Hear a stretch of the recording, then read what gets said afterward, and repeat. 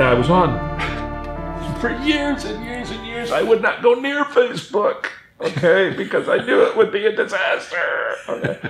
But now I'm in Europe. I'm sidelined with the back pain.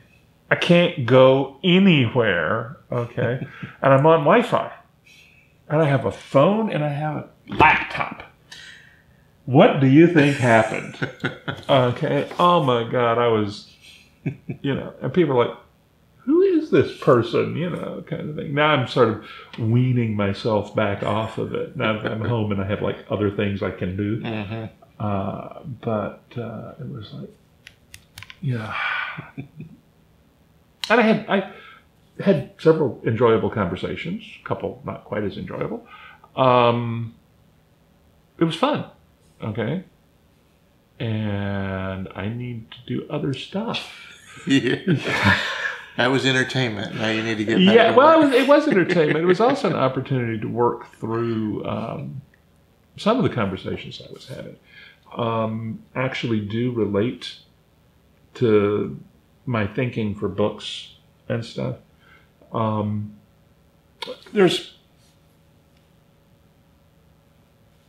I am, by training and inclination, a historian. That's what I really wanted to be, was a history professor. And I figured I'd write on the side. And then as I was finishing up my master's degree, it was like, what do you mean?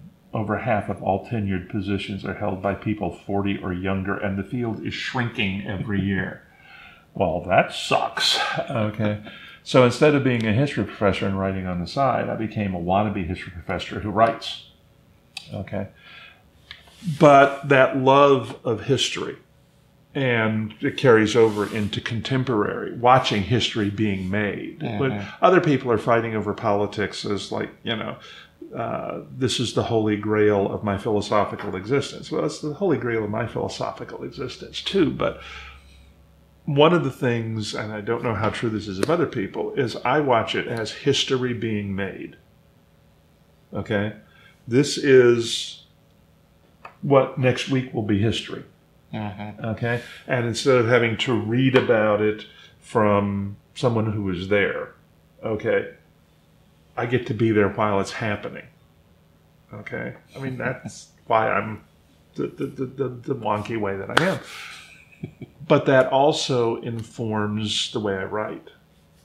And so the amount of time that I spent rummaging around, discussing politics, discussing history, discussing the one of the reasons that the House of Winton is named Winton is Sir Richard Winton. I think his first name was Richard.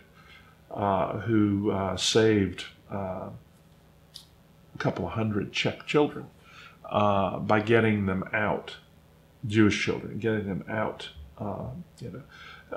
So I was able to kind of go back into some of the history that has always been important to me.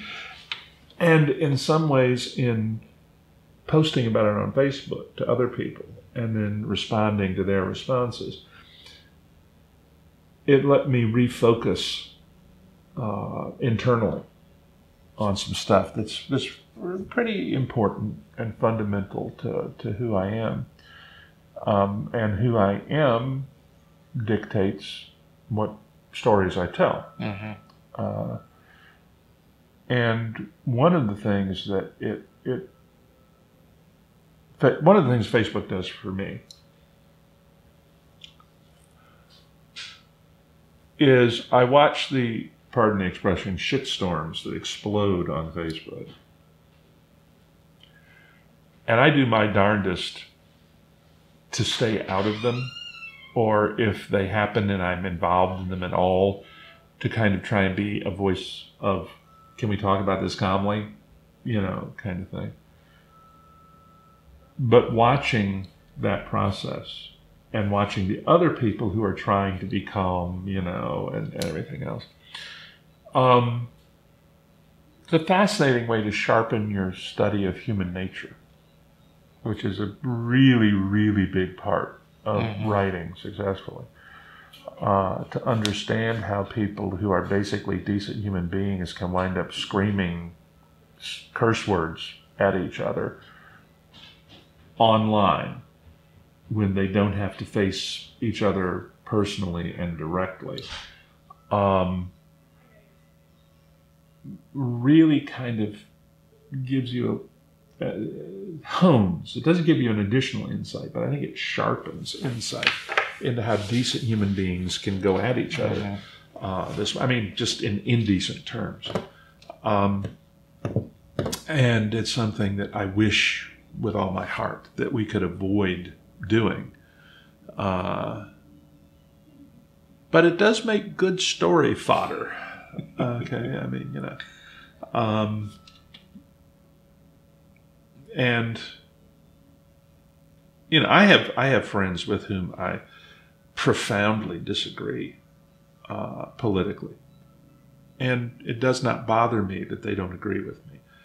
I may be wrong, they may be wrong. We are both entitled to what we believe, and the art of politics is how those differing views are fared together into wherever we're going at any given moment. And when you have the kind of hyper-partisanship that we have today, instead of finding common things that we can do together, everything is going to the outside extremes. And Facebook is really a very small subset of the total American electorate, okay? If you watch Facebook, it's like, oh my God, the world is going to end, or not, depending on what happens on Facebook. And most of the rest of the world is like, oh, something happened on Facebook? Oh, okay, fine, and they go on with what they were going to do anyway. But I remember William Buckley Jr., I've told this story before a lot of times because I think it bears retelling. William Buckley Jr. was like the founding father of intellectual conservatism in the 20th century. Brilliant essayist, a profound thinker, and he did a lot of eulogies, okay, and very good ones. He wrote one for a friend of his who he'd known, I think, since boyhood. They came from very much the same economic background, but Buckley was about as WASP as they came, okay, and his friend was Jewish. Buckley was a conservative. His friend was, for the time, very much left-wing liberal, okay, not where the progressives are today, but we're also talking, the last century. And his friend died. And Buckley wrote his eulogy. And he was talking about all the things that they had meant to one another. And he said that he would be forever grateful for 50 years of fiercely honest intellectual debate. Okay?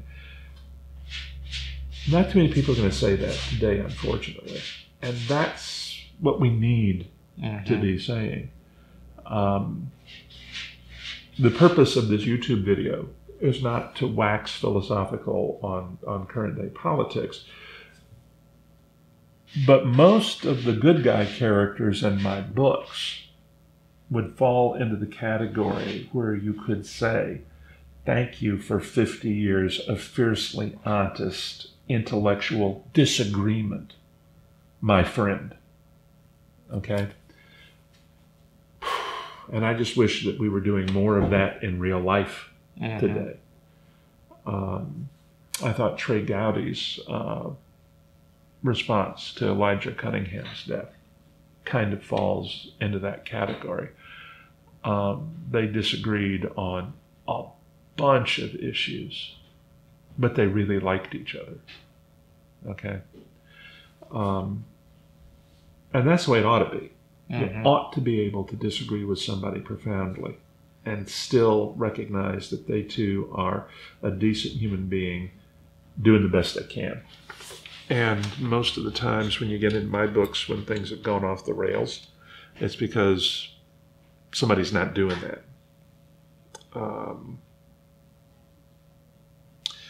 And going back to the trip to Europe, one of the and those conversations that I had, especially in Poland, it helps to hone my understanding that people are people wherever they are. The two worst mistakes that we make, and by we I mean not just the U.S., I mean humans in general, is to assume that everybody is just like us, okay? And the second mistake is to assume that they're not just like us, okay? One of the things that we should have learned as a nation, speaking now from the U.S. perspective, is that you cannot export democracy to somebody who doesn't already want democracy, okay? If they believe in Sharia law, if they come out of the Chinese tradition of peasant and Confucian scholar and whatnot, even if they intellectually want democracy, okay, they don't have the handles for it that we take for granted because, of course, everybody's just like us. The folks in Hong Kong, okay, are showing all kinds of guts right now. And I'm afraid how it's going to end for them.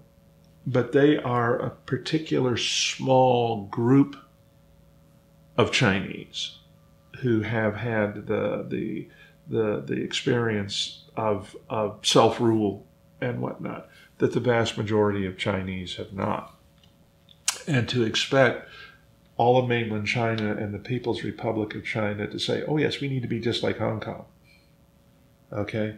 We have enough trouble with folks in red states not wanting to be anything like people in blue states and vice versa. Okay? And we at least come from the same constitutional background, the whole nine yards. So when we try to export democracy, a lot depends on the soil that it falls on, and the soil needs to be prepared before you can expect it to take root and grow. At the same time, though, we assume that anybody who doesn't agree with us is totally unlike us. And in fact, in many cases, in terms of what they want for their families, for their kids, for the future of their country, probably not that different. And it's just like here, where we disagree on how we get to the final object. That's something that I've always understood up here, at least since I got really interested in history. But it's something that you have to understand here if you're going to build worlds in which people, good, decent people, can be on both sides of the divide. Okay. And this trip gave me an opportunity to kind of dip back into that well a little bit. And I honestly, I have to say, looking at, oh my God, I can't remember. I posted an article from the Babylon Bee. Oh my God, Facebook blew up. We had people, from various extremes weighing in on it. And I commented somewhere. I said, well, David, you have once again blown up the internet. I'm like, all I did was, kind of. And one person commented, and I think he may actually put his finger on it. He says, David, okay, the problem is that your books appeal to people of broadly differing political and philosophical backgrounds. So when you post something and people go to read your post, you have people coming from all these disparate backgrounds. It's not like, I guess, an echo chamber, okay, where everybody's pre-selected for one viewpoint. I think there are viewpoints that are more heavily represented in my readers than others. but there's a wide diversity of readership, for which I thank all of you. And I think it's because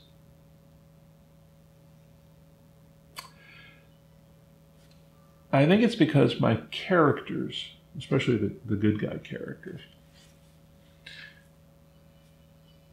tend to share that belief of mine that it's possible to be wrong and not be evil. Okay? And so there's more of a sense of, anybody can come to this table to be part of the conversation. And I'll say this too, I've said this many times, probably in one of the tapes that you've made. Nobody's ever read a single book I've written. Okay? They read the books that I wrote from their perspective, their background, their philosophical structure. And if I'm writing about real decent human beings who are trying to be decent to one another, when that comes through, the people who are reading the book, who are populating the characters, who are bringing them fully alive in their own minds, are bringing them alive in their own minds as people they would like. If they're bad guys, people they would hate. Okay? And that means that their value structure is legitimately as much a part of the story I'm building as my own. It's my job to give them real human beings, not caricatures. Okay? Not to say... I've had a few characters who were really caricatures. I mean, who were like, okay, let's make a checklist of all the bad, stupid things, and okay, he got them. All right, we're done. I can now write about good people again. But by and large, my object is to tell stories about real people. And if you do that, if you play fair with the characters, people who are fundamentally good human beings will come across to people who probably would not share their political views in real life as good, decent human beings. And also, they are shaped by the perspective from which each reader meets those characters.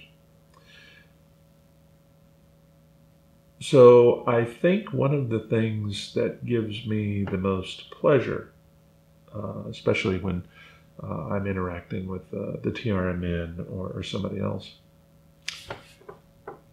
is the diversity of political opinion to be found in people who come together to like my books. People who are good people, even if they are at opposite ends of the political extreme, come together to like my books. They might be in a food fight with each other in real time, in real life. Okay? Which is a damn pity, because they are good, decent people who just happen to be in a food fight in real life. And in the books, they come together and they pay me the ultimate compliment of saying, I like these people you've built. And if I can build fictitious worlds in which people from vastly different political templates can come together, it leaves me with at least some hope that someday that might actually happen in real life. Okay? Despite the fact that I'm a historian.